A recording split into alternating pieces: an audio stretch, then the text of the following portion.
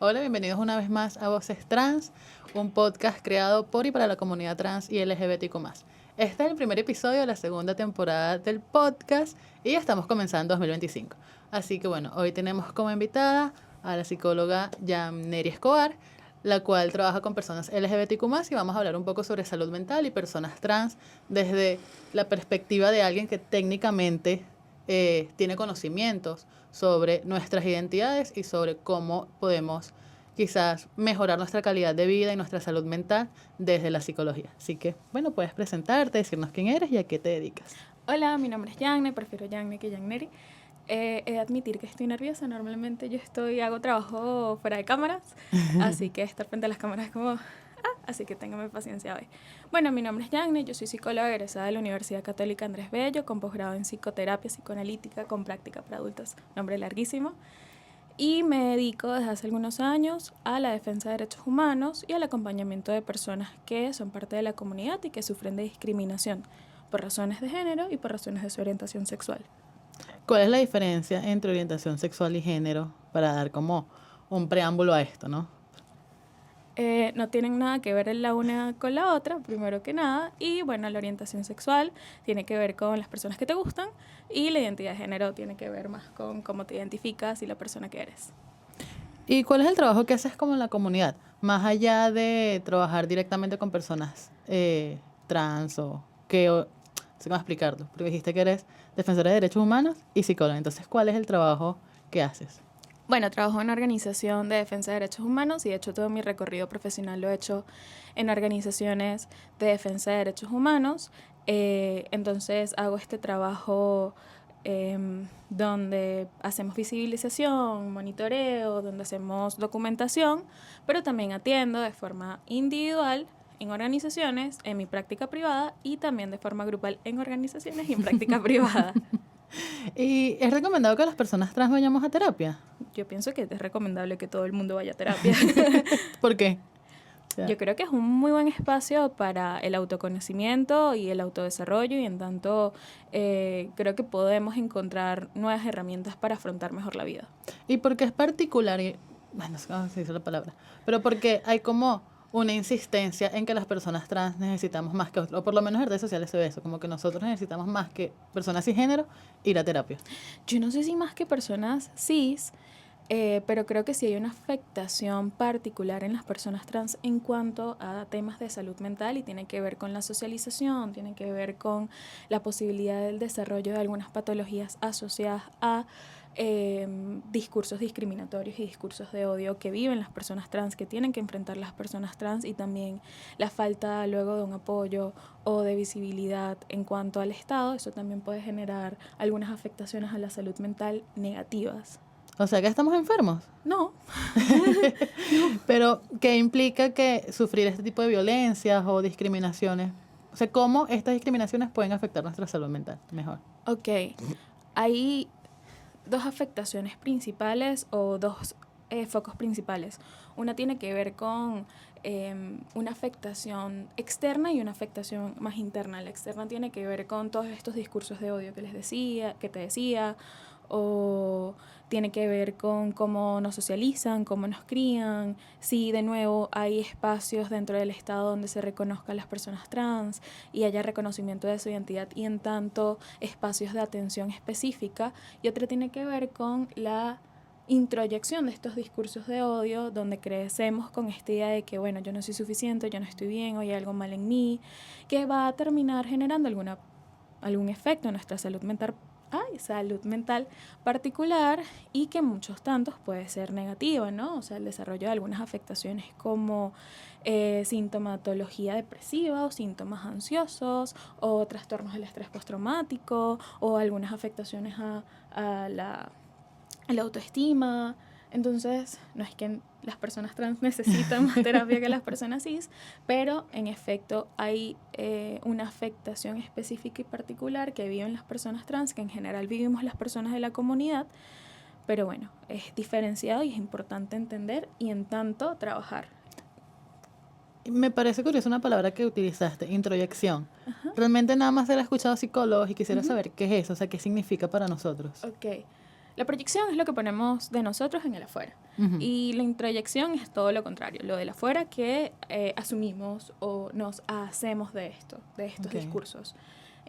Como un ejemplo, algo que ocurre mucho con personas trans es que está este discurso de odio, discurso discriminatorio, que son personas desviadas, por ejemplo, como una idea muy de los 80 y muy de los 90, la palabra desviado.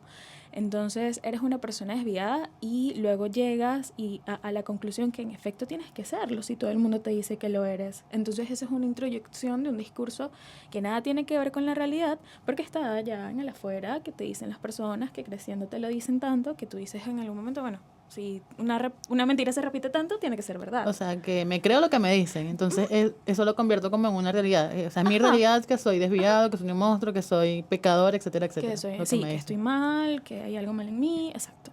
¿Y cómo mejoramos como estos discursos introyectados, se dice así? Sí, bueno, podemos llamarlo más bien como trabajamos estas afectaciones internas de los discursos de afuera en terapia. Bueno, yo creo poderosamente en la palabra. De hecho, el gran trabajo que se hace en la psicoterapia es la palabra y la conexión con el otro. Y es a partir de esto justamente que encontramos algo de sanación o de curas, como si tuviésemos que sanar o Ujú. curar algo, no sé. Pero creo que es como para que se entienda, ¿no? Es a través de la palabra, entenderlo, resignificarlo, que es buscarle como un sentido en nuestra vida y luego transformarlo en algo más. Bueno, que podemos llegar a otros acuerdos con estas ideas que tenemos del pasado. Ok, yo quisiera volver a este punto como más adelante, pero me parece curioso también que las personas trans muchas veces nuestro primer acercamiento a terapia es para buscar y entender nuestra propia identidad. Ujú, Entonces yo quisiera saber cómo la psicología describe la identidad trans ujú. o si es algo realmente como individualizado, que cada quien tiene como su propio significado, o no sé si es de la teoría psicológica. Las teorías psicológicas hay como una descripción de la transexualidad o del ser transgénero. Sí, o sea, en los manuales tenemos, en los diccionarios tenemos definiciones de qué es ser una persona trans. Pero yo voy a hablar de mi caso particular y de mi visión particular sobre el mundo. Yo creo que la identidad y la experiencia de cada persona es única, individual, lo experimenta de una forma distinta al resto y en tanto creo que es eso lo que tenemos que escuchar y no lo que escribieron en los años 60 cuando todavía se patologizaba la homosexualidad, por ejemplo. Y tú como persona sensibilizada con diversidad de género, ¿has podido leer o has tenido contacto con conceptualizaciones desde la psicología de la transexualidad hecho por personas trans o hecho por personas cisgénero? O sea, ¿quiénes teorizan más sobre las identidades trans? Si no tienes conocimiento, igual puedes decirlo. La ciencia es machista. Bueno, no podemos apartarnos de la idea como de hombres blancos con mucho dinero, Mm. heterosexuales, investigando. Y bueno, creo que la mayoría de las conceptualizaciones en tanto no son como con una visión una perspectiva tan abierta como nos gustaría, pero sí, la mayoría de las conceptualizaciones se hacen desde investigaciones que normalmente no dirigen personas trans. Y si tú eres una persona trans que está como buscando información, por lo menos yo fui una persona que buscabas como investigaciones, o sea, literal investigaciones de la psicología, de las ciencias sociales, intentando entender como mi identidad. E inclusive en Venezuela ahorita hay como un auge de gente joven que está intentando también teorizar sobre nuestras identidades. Normalmente son también personas cis. Me parece que hay un auge, por lo menos a mí me llegan como contactos, como yo conozco personas trans, chamos que están como en sus estudios de pregrado o en sus estudios de posgrado y hacen investigaciones y me piden que contacte como con informantes clave, con personas trans o con personas que tengan ciertos conocimientos. Eh, ¿Cuál es como la perspectiva investigativa que tú recomendarías como persona que trabaja directamente con identidades trans, o sea, con personas que se identifican como transgénero? No sé si llego a entender del todo tu pregunta, pero voy a responder lo Ujú. que entendí o lo que asumo. Ok.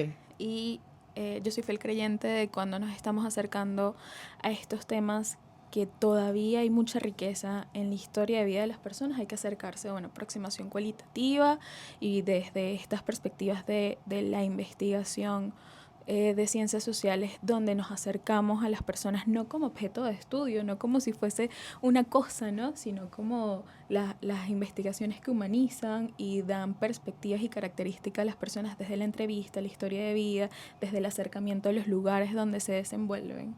Y en tanto sacar luego conclusiones apoyándonos de lo que dicen las personas y no como yo ser que persona, que no sé, que sé más y que estudié.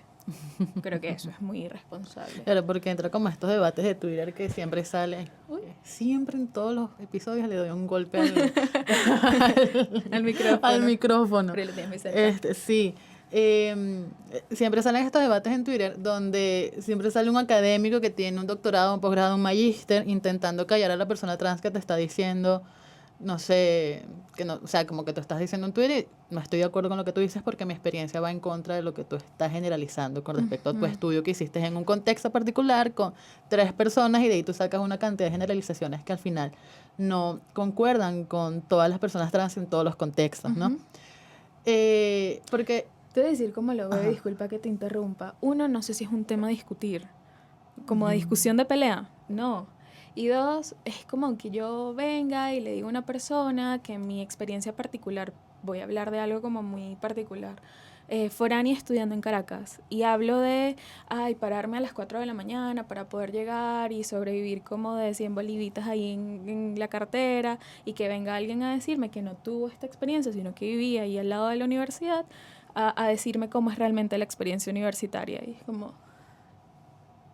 ¿What? ¿Cómo es esto, no? Y lo mismo pasa, ¿no? Yo cómo voy a explicar tu experiencia siendo una persona trans y yo soy una persona cis. No tiene sentido que yo te explique cómo es, porque tú eres quien lo vive. Y creo que ahí podemos investigar y sacar conclusiones, pero luego explicar desde nuestra propia visión como fuera de lugar, ¿no? Sí, pero nunca falta, inclusive cada cierto tiempo salen, ahorita con este tema de Emilia Pérez y de Carla Gascón, y que ella, por más que no quiera, ella al final es un referente para otras personas que no son trans. Quizás para la comunidad trans no es referente, no eres referente para la comunidad trans. Cada vez que ella le sale en una entrevista, ella misma dice que no es. Pero para la comunidad cisgénero, es decir, gente que no es trans, sí lo es, porque es una persona trans que conoce, y cualquier persona es referente para los individuos que no son de la comunidad. Entonces, por allí siempre salen los debates que terminan como medio transfóbicos porque terminan explicándote las experiencias trans desde un punto cishetero, porque por lo menos ella simplemente fue alguien trans que contrataron para un papel trans, pero que no fue parte de la creación del guión, de la creación de la historia.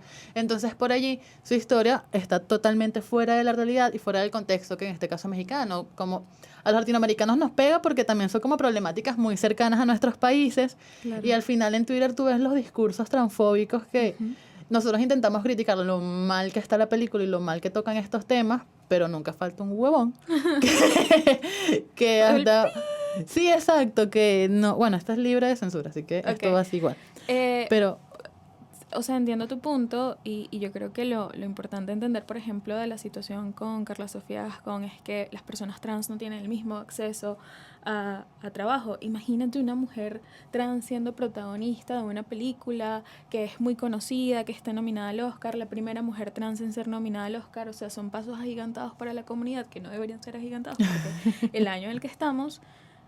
Pero bueno, luego un poco el significado de todo esto se desinfla cuando la persona que puede llevar a visibilizar estas cosas dice yo solo me represento a mí y yo soy una mujer y me tienen que entender en esta nominación como una mujer. Y es como, bueno, sí, claro que sí. Pero hay una historia asociada, hay acá unas capas y capas y capas de significantes importantes que no se pueden ignorar. Y que está muy bien que no sea referente, pero también con la comparativa con esta otra chama, la que de las perdidas, se me fue el nombre, no es Edna Karina Torres, sino, se me fue el nombre, la de la Casa de los Famosos, no sé si vamos a buscarla, no me acuerdo el nombre ahorita. Pero ella igual lo dice, que ella no es referente de la comunidad trans, que ella también solo se representa a sí misma, pero reconoce desde su ignorancia o desde su propia experiencia de vida todas las dificultades que tuvo para llegar a donde está y para tener como esta visibilidad y estos trabajos. ¿Tienes el nombre? Wendy Guevara. Wendy Guevara. que es como, creo que es un poco lo que se le critica a esta mujer, que igual nos estamos desviando del tema, pero Sí, ahorita yo no vine a hablar volvemos. de esto. Que reconoce como estas dificultades, y ella lo misma lo dice, y creo que también es una parte, una posición en la que no estoy totalmente de acuerdo, pero al mismo tiempo es como entendible, ¿no? Que dice que ella no es una mujer per se.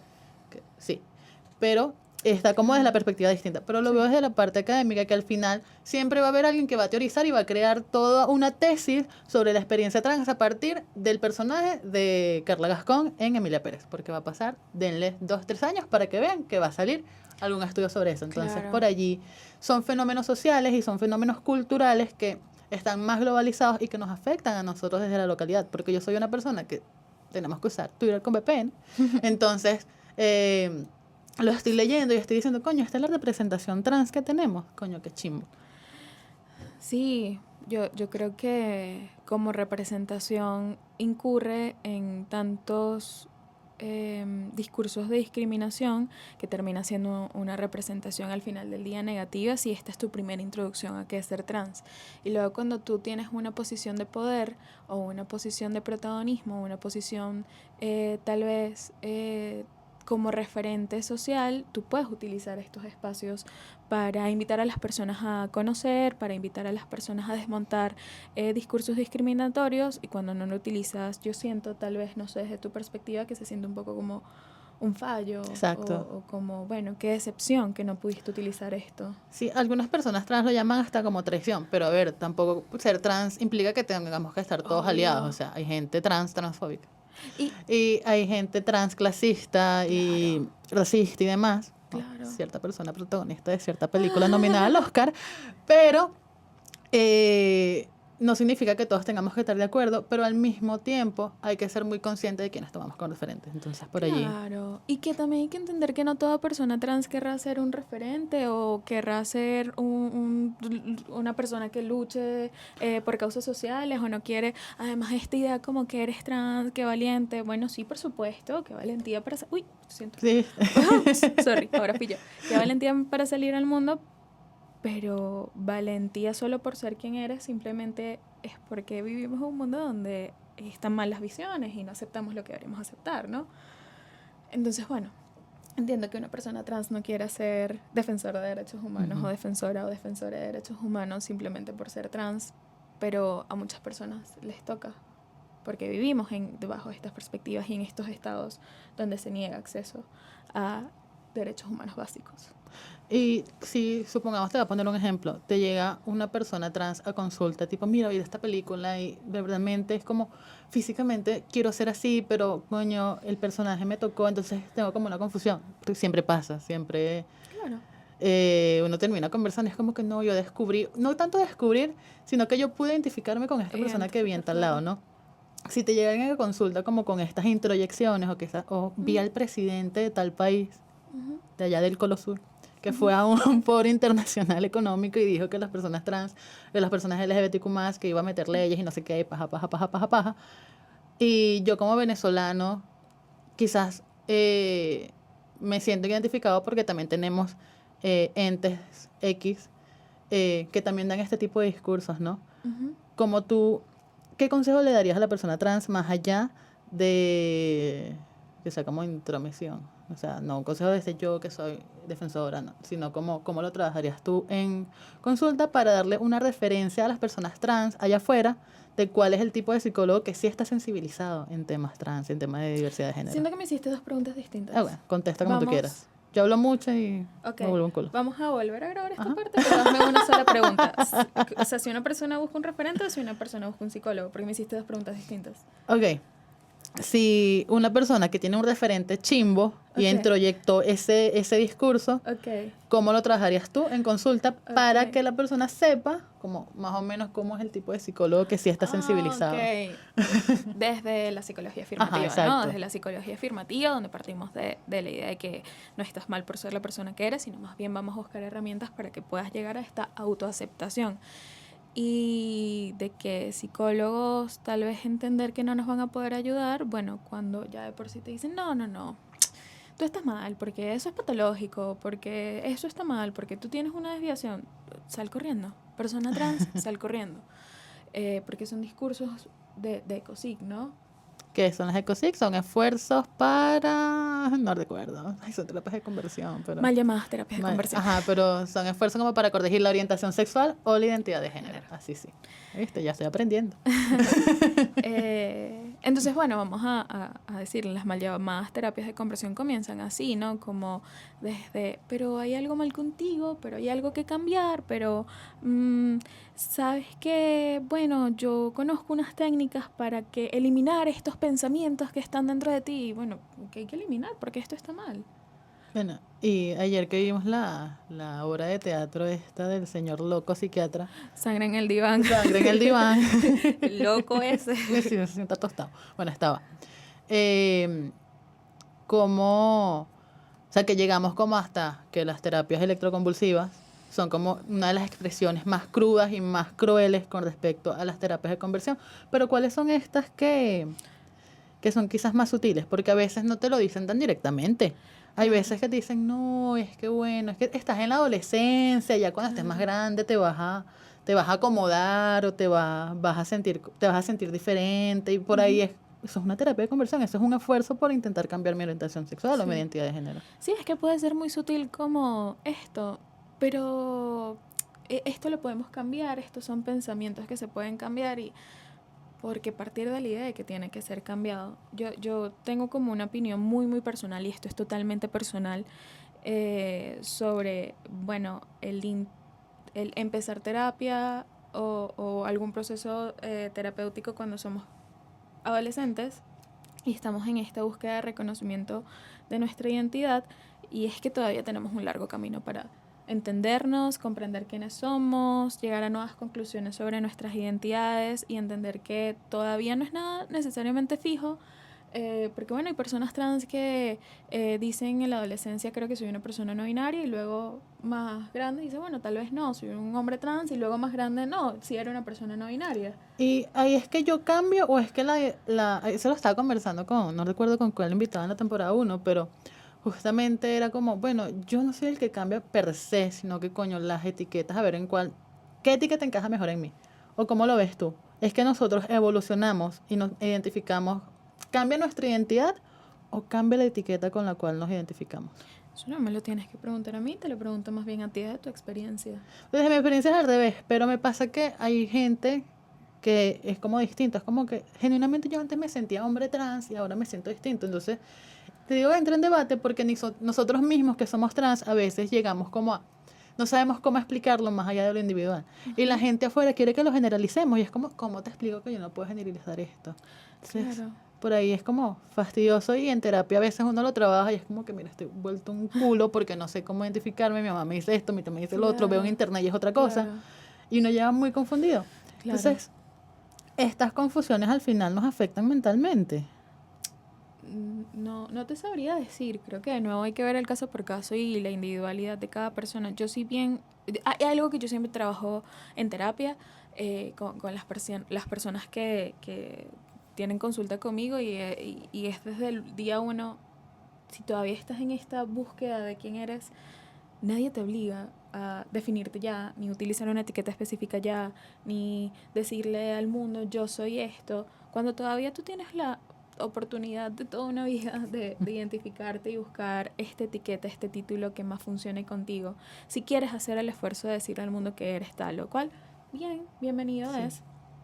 Pero si por el contrario tú todavía necesitas un tiempo para decidir, dar el paso y decirle al mundo yo soy tal, también es muy válido. Entonces, bueno, no sé si cambia la identidad o la etiqueta, yo sí pienso que cambia más bien la etiqueta que utilizamos frente al mundo más que cómo yo me siento. Okay. Pero bueno, creo que esto tiene que ver más bien con cómo la identidad llega un momento en el desarrollo cognitivo y psíquico que se vuelve algo estable, y por eso digo, en la adolescencia todavía no hay una estabilidad como cuando ya llegamos a la adultez. Pero eso no implica que nuestra identidad vaya a cambiar en adultez, ¿no? Esto no implica o puede implicar, todo depende de la persona. De nuevo, de la persona, del caso por caso. Yo no soy de estas, yo no me casé con esta perspectiva de la psicología donde todo es un poco más fijo, ¿no? Yo sí pienso que hay cosas mucho más cambiantes, no en la personalidad ni necesariamente en la identidad, pero bueno, creo que mientras más conocemos, mientras más leemos, mientras más algo nos resuena, ahí es donde yo digo, entonces cambia la etiqueta. Entonces, ¿qué nos hace distintos a las personas cisgénero más allá de la identidad? O sea, más allá de no sentirme identificado con lo que socialmente se entiende como mujer en este caso. Nada. Yo pienso que nada, que nos vuelve distintos a ti y a mí como humanos. Esa diferenciación en materia de derechos humanos, aprovechando que también eres defensor de derechos humanos, ¿qué excusa toma el Estado para no darnos los mismos derechos si en teoría no somos distintos? Todos nacemos libres, iguales en condiciones. Primero de todos los derechos humanos. Pero bueno, el Estado entonces, o los estados entonces, son transfóbicos y homofóbicos cuando no pueden entender que las leyes son iguales para todo el mundo, para todas, todos y todes. Y así como son regresivas, también avanzan. Y que no todo está escrito en piedra, ¿no? Las leyes no están escritas en piedra. Pero me parece como en el materia de derechos humanos es bien chimbo porque a veces personas defensores de derechos humanos como tú que quizás eres cisgénero, supongamos que tú no estés sensibilizada.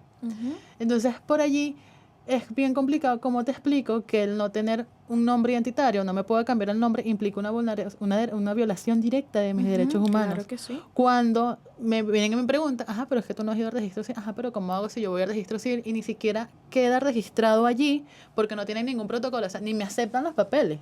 Entonces uno mismo se autoexcluye. Entonces me dice, entonces eres tú que no quieres ir. Entonces, ¿cómo te explico que soy yo el que me estoy autoexcluyendo y que al mismo tiempo esa autoexclusión implica una violación a derechos humanos? Claro. Y ahí es donde hablamos de estas vulneraciones a la salud mental, pero en detrimento, de forma negativa para las personas trans. Y eso me refería con la introyección de algunos discursos, pero que también tiene que ver con toda la discriminación cuando el Estado no nos acepta o no hay perspectivas de género, ¿no?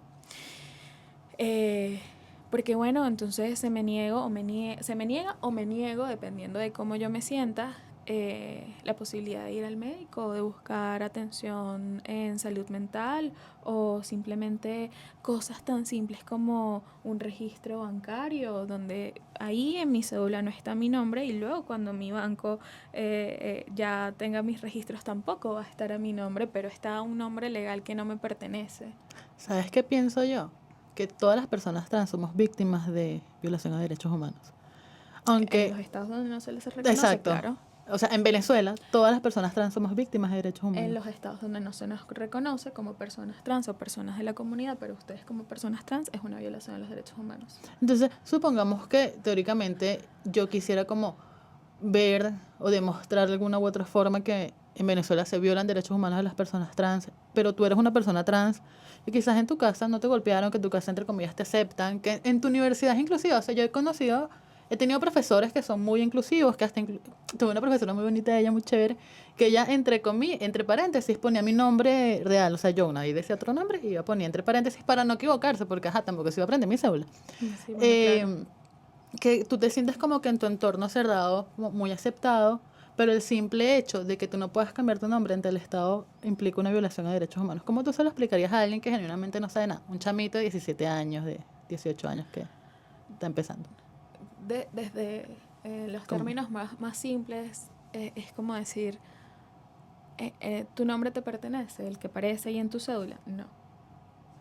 ¿Y cuál nombre te pertenece? El elegido. ¿Y no te parece que es muy duro y muy triste luego tener que ir a hacer cualquier trámite y que no aparezca tu nombre elegido? Claro, es muy triste, es muy doloroso, es una falta de reconocimiento frente a, al Estado y cualquier tipo de trámite o necesidad que tengas, ¿no? Y sí. Y ahorita estaba hablando de introyección, pero tú has, a ver, para quien no sepa, yo tengo como, hemos trabajado juntos, entonces he asistido como a diferentes talleres, a diferentes grupos que has realizado tú, y tú a veces hablas como de violencias minoritarias, violencias como microviolencias, una cosa así, no recuerdo el nombre. Es violencias minoritarias. ¿Qué rizo es esto? Eso, el estrés minoritario.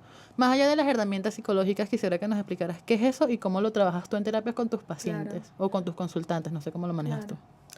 El estrés minoritario es todo el estrés que es derivado por justamente las experiencias que viven las personas de la comunidad o cualquier grupo minoritario, llámese frente a la ley mujeres, llámese frente a la ley algún grupo, por ejemplo, religioso específico, llámese también ser personas de la comunidad, pero no personas trans, sino gays, lesbianas o bisexuales. Todas las personas que nos asumimos dentro de este paraguas de ser personas de la comunidad, todo el colectivo, tenemos una vulneración a desarrollar, un estrés minoritario que tiene justamente que ver con si crecemos. O sea, si crecemos en ambientes donde nos dicen todos los maricos son personas promiscuas, todas las lesbianas son, no sé, maltratadoras, qué sé yo, todas las personas trans son desviadas. Esto, sin lugar a dudas, va a terminar generando una afectación muy grande a la salud mental. Y esto, en algunas investigaciones y algunas personas que tienen mucho conocimiento en el ámbito, lo llaman estrés minoritario. ¿Cómo se trabaja en los procesos terapéuticos? Bueno, con muchas técnicas, ¿no? Técnicas cognitivos-conductuales para manejar la ansiedad, o técnicas para la elaboración tal vez como de la sintomatología depresiva, o tiene más que ver con el análisis de nuestra historia y la resignificación de nuestra historia, de vida. Tiene mucho que ver también con el poder vernos en un lugar de confianza y un lugar donde podamos ser nosotras mismas, nosotros mismos, nosotres, sin que nos juzguen, sin que nos traten mal. Es reaprender también que hay espacios, vínculos y redes de apoyo donde podremos ser quienes somos sin que se nos juzgue por ser quienes somos.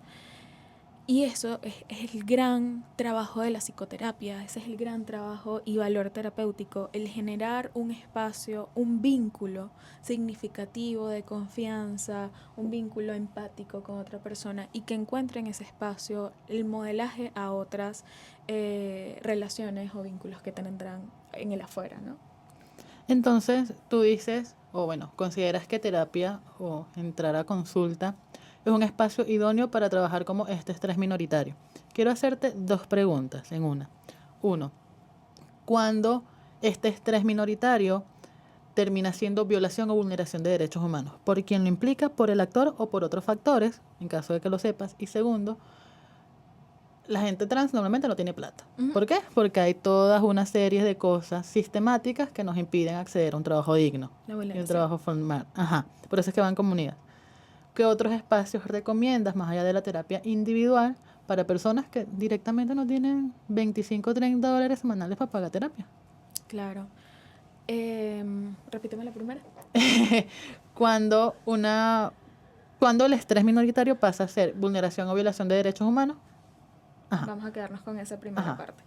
Cuando pasa a ser una vulneración o violación a los derechos humanos, cuando hay omisión o acción del Estado. Toda violación a los derechos humanos ocurre cuando hay omisión o acción del Estado. Cuando hay omisión, cuando no hay políticas atencionales o justamente que las políticas sean discriminatorias. Por ejemplo, tú no existes bajo la ley, tú no existes y ya, y punto. Entonces eso es una violación a los derechos humanos. Cuando otros tipos de omisiones es cuando somos personas trans o de la comunidad y recibimos violencia en los ambientes donde crecemos y no hay ni conocimiento sobre la violencia, que es una violación a los derechos humanos y una vulneración, una vulneración que se puede convertir en una violación, es lo que quiero decir, y luego no puedes recibir la atención necesaria ni el acompañamiento necesario en los entes, por ejemplo, donde vas a poner una denuncia porque no existes, ¿no? Porque, por ejemplo, tú eres vista o viste frente a la ley como el sexo asignado al nacer. Entonces, por ejemplo, si yo soy una persona trans masculina y mi pareja es una mujer cis o también es una persona trans masculina, frente a la ley esa violación no existe, no está tipificada. Y eso es una vulneración. Y en tanto, una violación cuando no llega como a haber un programa del Estado y se vuelve repetitivo. Claro, porque el Estado, entre otras cosas, tampoco reconoce la violencia intragénero que se da entre la comunidad LGBTQ+. O sea, que yo sea trans no significa que yo vaya a ser una persona idónea, que yo sea perfecta y que no sea violenta. O sea, supongamos también entre mujeres lesbianas, por así Claro. decirlo. No existe, ¿no? No hay tipificación de ley para la violencia intragénero. O sea que si yo voy a una fiscalía y supongamos que yo soy mujer y tengo a mi pareja mujer Ujú. y ella me golpeó, yo Ujú. voy y la voy a denunciar por violencia doméstica. No. No puede porque no estamos reconocidos No va ante a la ley. proceder porque no hay reconocimiento de la violencia intragénero en la ley. Y eso también implica por el no reconocimiento del Las del no, de las identidades trans y también quizás del ¿cómo De se llama las esto? parejas De las también. parejas, ay, del matrimonio El matrimonio igualitario. igualitario, una de las parejas homosexuales. Entonces también eso es como una lección para nosotros como personas LGBTQ+, que dicen, no, yo soy marico, pero yo no pertenezco ahí. Papito, si a usted el marido de usted le pega y usted va a denunciar, lo más seguro es que no vayan a aceptar el caso porque no reconoce. Sí, no va a proceder, pero más allá de eso, bueno, tú tampoco te puedes casar o no tienes el mismo acceso, por ejemplo, a las libertades que una pareja cis heterosexual, o por ejemplo, si tú vas a la calle y sales, tratas como de agarrar la mano de tu pareja, bueno, puedes tener una serie de procesos discriminatorios, hasta la mirada de una persona que te vea feo es un proceso discriminatorio. Pero bueno, volviendo a la pregunta, ya cuando hablamos de personas trans que tienen una serie de vulneraciones a su salud mental y un impacto negativo y no consiguen un espacio donde se les atienda o más bien se los rechace de los espacios de atención gratuita, estamos hablando de una vulneración. Y es lo que le pasa a muchas personas trans, ¿no? Que buscan acompañamiento psicológico en espacios gratuitos o espacios del Estado y se les rechaza o se les hace misgendering o se les llama con su death name y bueno, salen de ahí, no huyen como no, bueno, mejor Sí, no vuelvo. ¿qué más voy a Si hacer? esto es la ayuda, pues no, esto no ayuda. Y te sientes culpable porque te están diciendo, "No, es que tú no estás viniendo". Yo, papi, no estoy viniendo porque no tienes los requerimientos mínimos para atenderme. Como, Claro. y es como, estamos como en una nación sin ley. Más allá de todo lo demás, en temas trans, estamos en el viejo oeste.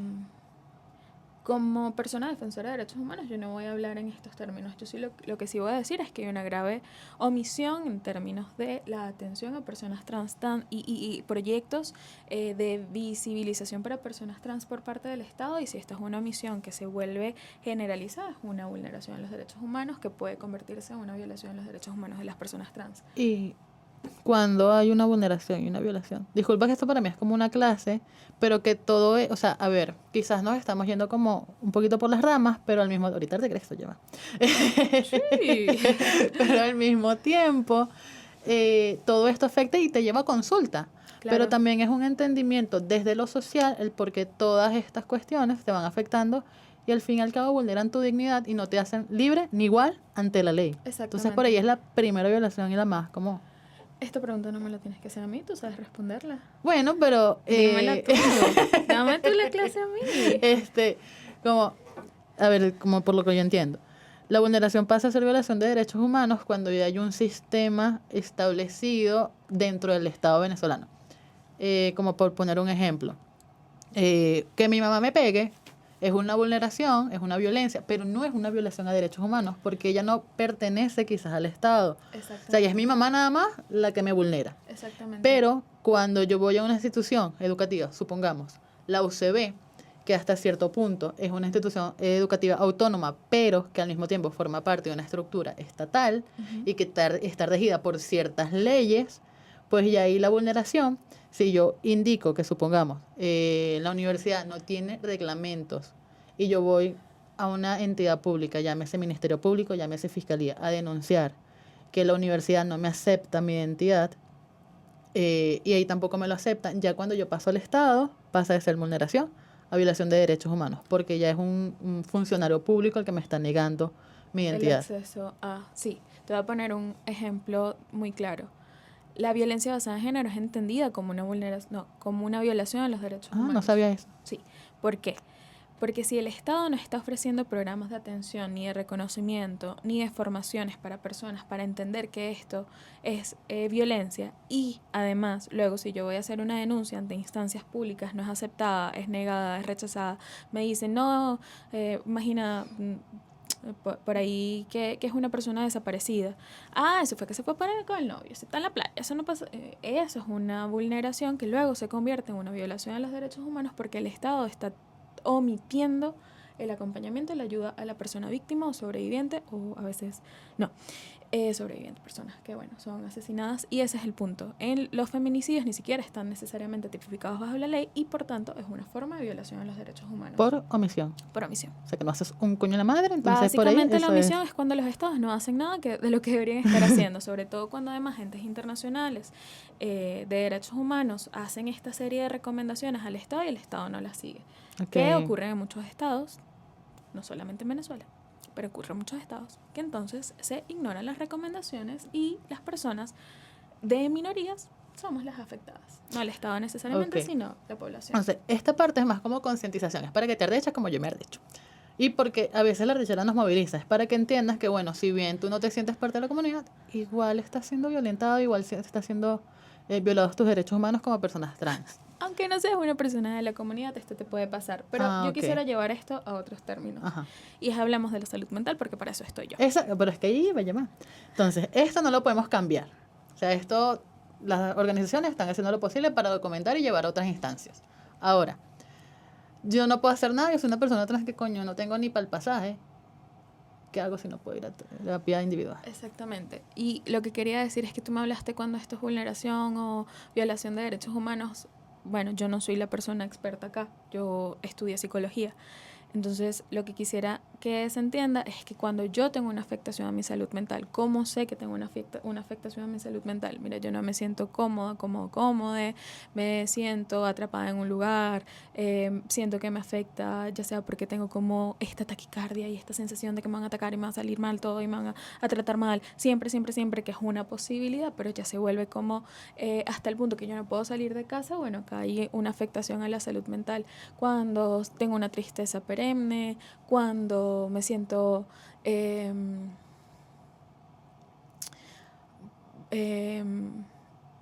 muy mal conmigo, pero en un punto donde de verdad yo no puedo ni salir de casa porque siento que no me veo como debería verme y esto es terrible y me hace sentir como la peor persona del mundo, es momento de buscar ayuda. Pero sí, en efecto, las personas trans tienen entre estas capas de vulneraciones, la capa de vulneración que no hay el acceso económico a un acompañamiento terapéutico, al menos a nivel privado, y bueno, luego si voy a una instancia pública, tal vez no me traten de la mejor manera.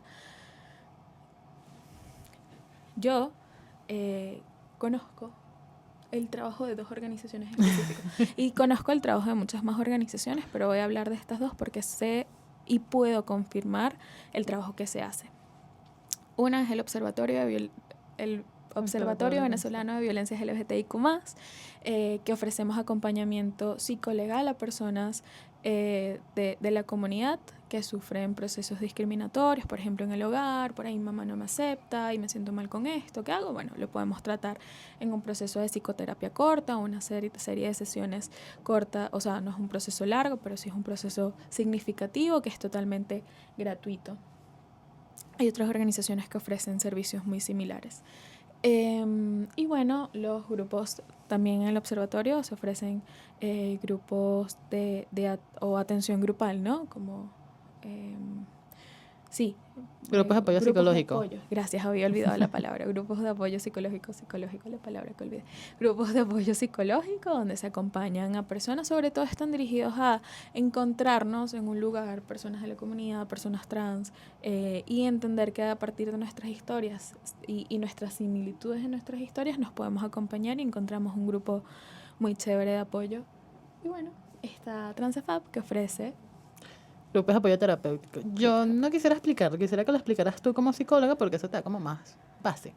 ¿Cuál es la diferencia entre un grupo de apoyo y un grupo psicológico? Lo más normal que siempre nos preguntan es ¿por qué los grupos de apoyo son tan lejos? O sea, tipo, nos vemos en febrero y el siguiente es que sí en mayo y... Claro. ¿Cuál es la diferencia entre un grupo de apoyo y un grupo terapéutico? En un grupo terapéutico trabajamos herramientas psicológicas que también se pueden hacer en un grupo de apoyo, pero el apoyo está más dirigido justamente a la construcción de herramientas a través de lo social, a través como de el encuentro con redes de apoyo, y los grupos terapéuticos que hacemos con Transafab o que hemos hecho con Transafab están mucho más dirigidos a esto que podemos conseguir en una terapia individual, pero también en un grupo, en lo grupal, ¿no?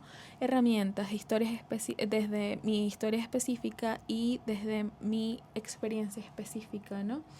Y en tanto, bueno, necesitan como un seguimiento mayor, son lugares donde el espacio de encuentro está más dirigido a tratar un tema específico que trae el mismo grupo, ¿no? O sea, desde la primera sesión entendemos, mira, yo quisiera trabajar, no sé, que mi mamá no me acepta y que quisiera trabajar que no puedo salir a la calle sin sentirme incómoda, y quisiera trabajar que no consigo amistades seguras, y a partir de estas bases que se conversan en el grupo se van trabajando a lo largo de las sesiones. Ok.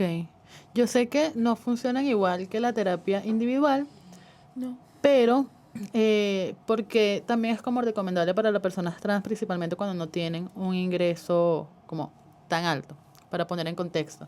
Nosotros ahorita en Transafab estamos ofreciendo grupos terapéuticos en 2 ciudades, acá en Caracas y en Coro Estado Falcón.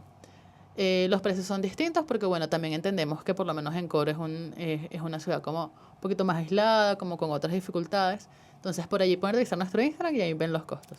Les prometo que son menores de $15 por sesión.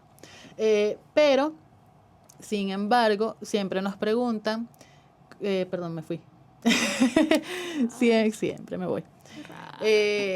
Nos preguntan como cuáles son los beneficios como bueno, no, sí, versus terapia individual y porque son menos costosos que la terapia individual. Básicamente porque le estamos llevando a un grupo que sabemos que está vulnerado y que necesita un lugar de encuentro y un lugar donde elaborar algunas herramientas necesarias para continuar en nuestro día a día. La gran diferencia, bueno, es que a nivel individual podemos trabajar más a largo plazo y encontrar de nuevo como esta resignificación de mi historia de vida, podemos encontrar herramientas particulares, podemos hacer un trabajo como muy profundo, que tal vez no se logra en lo grupal, pero un poquito de terapia es mejor que cero. Pero igual es un espacio terapéutico, igual es un espacio donde yo me encuentro con otras personas, igual es un espacio de empatía, es un espacio seguro y también es importante, es necesario y puede ser suficiente si por ahí lo que yo llevo no es necesariamente algo como una afectación muy profunda de la salud mental. Esto quiere decir si mi problema es relacional y no necesariamente que yo necesito una medicación porque estoy al borde de tener una crisis depresiva, pues bueno, entonces está chévere que vayas a un grupo. Además me puede ayudar a entender que tal vez yo necesito más bien terapia individual. También es como, yo desde mi experiencia personal y de otras personas, es como quizás el mejor o no el acercamiento a terapia que no es tan choqueante. Claro. Porque tú como persona trans, que a uno le cuesta hablar cuando está chamito, que te cuesta como expresar quién eres y tú vas a terapia solo en un cuarto con una caraja allá que no conoces, que no es trans, que no tienes confianza, que no te sabes ni el nombre porque lo más seguro te llevaron tus papás porque tienes 15 años. Es como más choqueante y es muy difícil que te abras. En cambio, en un grupo terapéutico, tú vas como un primer acercamiento con otras personas que son como tú, que quizás tienen como las mismas dudas, y por allí puede ser la puerta a entrar a terapia y a entrar a trabajar como tus aspectos más personales, ¿no? Sí, yo lo veo así, como una entrada a lo que es la elaboración terapéutica y también como una forma amena de acercarte a esto de trabajar con una persona extraña.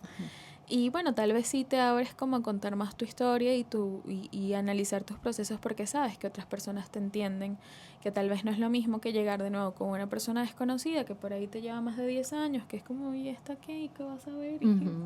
¿Quién eres? Y bueno, puede ser como muy paralizante. Ok. Entonces realmente yo creo que con esto ya podemos irle dando cierre al episodio de hoy. Porque justamente, no sé cómo explicarlo. Tocamos muchos temas, varios temas como quizás poco distantes, pero al mismo tiempo que se entrelazan, porque es como para darles a ustedes una visión general de cómo pueden afectarse nuestra salud mental y que no estamos enfermos. O sea, no es que yo tenga depresión porque, bueno, soy trans. No, es que todas las violencias que yo vivo en mi casa, en mi entorno, en mi escuela, en tal, me afectan. Claro, obvio. Y entendamos algo importantísimo, y es que ya dentro de la psicología y las ciencias sociales, las personas trans y las personas de la comunidad no somos vistos como personas patológicas. Está despatologizado desde hace 30 años. No podemos seguir incurriendo en estos discursos. No somos personas patológicas o que tengamos alguna enfermedad mental por ser parte de la comunidad. Es más bien que la socialización puede tener un efecto en nuestra salud mental. Es contrario, no somos enfermos. Crecemos y la sociedad nos hace desarrollar, dependiendo de nuestras propias herramientas internas y de la historia de vida, algunas afectaciones a nuestra salud mental. Ok. Entonces, es verdad, muchísimas gracias por acompañarnos el día de hoy. Te voy a invitar para otros temas, por ahí lo tenemos abierto. Y bueno, nada, creo que este es un muy buen tema para abrir el 2025. Es bastante cargado, pero también porque lo necesitamos, porque esta es una forma también de movilizarnos. O sea, de que quizás tú no tengas que estar machando, tú no tengas que estar en una esquina gritándole al Estado que es misógino, que es transfóbico, que es homofóbico, que todo lo que hacen. Y no necesariamente tienes que ser activista para movilizarte por tus derechos humanos. Y como siempre es cierto, yo quiero decir que la lucha por los derechos humanos no es nada más colectivo, sino desde lo individual. Que yo luchando por por la propia dignificación de mi identidad, ayudo a otros, qué chévere. Pero sí me empiezo desde lo individual. Entonces por ahí también es una muy buena perspectiva. No es que estamos luchando por todos, no, estamos luchando por todos, pero principalmente por lo individual, porque es tu vida, es tu responsabilidad. Y eso nos quita un poquito de culpa y nos llenan un poquito de responsabilidad. No es mi culpa lo que vivo, pero sí me hago responsable como de las cosas que puedo controlar. Así dejo de ser una víctima y empiezo a ser una persona sobreviviente. Ay, mira, qué bonita reflexión. Así que bueno, nada, no olviden seguirnos como @YoNaCiraPiso. No sé si tienes tu Instagram disponible para decirlo casi, ¿no? No importa. En este momento no. Perfecto. Pero también tenemos como @TransAFABVenezuela y @Piso Humano Derecho, las dos organizaciones que permiten que este podcast pueda ser producido. Así que nos vemos en un próximo episodio. Nos vemos en Instagram, en TikTok y acá en YouTube. Chaito. Ay, perdón. Listo, no.